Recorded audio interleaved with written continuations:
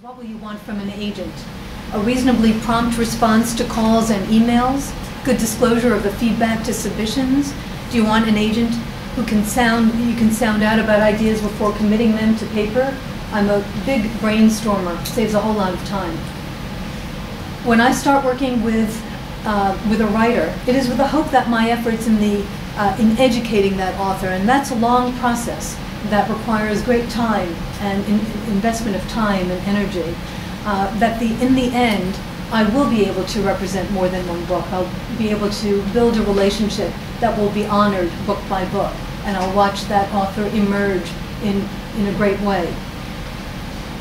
It will be mutually gratifying, and I'll get to work for all, let's hope, for the whole of that author's career, which I have helped shape book by book. A few years ago, I sold 2 authors' sequels, companion books. Betty DeRamis's Forbidden Fruit, Love Stories from the Underground Railroad, which I mentioned before, has done well enough for Atria so that they signed up the author's second book, Freedom by Any Means, Love, Lawsuits, Con Artists, and Voodoo Queens in the Underground Railroad. Sherry Eldridge, author of 12 Things Adopted Kids Wish Their Adoptive Parents Knew, has since published 20 Strengths Adoptive Parents Need to Succeed, which has expanded her large following. These second books actually were not the second books pitched. We went back to the drawing board when the first set of ideas didn't fly with publishers. How lovely it is for me to watch these authors' careers continue to build based on their great talent and my steerage.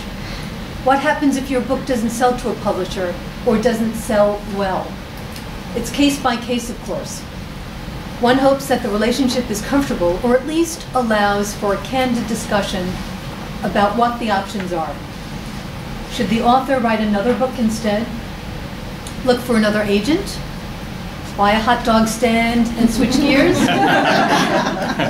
If an agent has spent dedicated time trying to get an author past the starting gate, or if in fact has helped the author get a book deal, it seems to me it's of mutual interest to discuss that author's hereafter.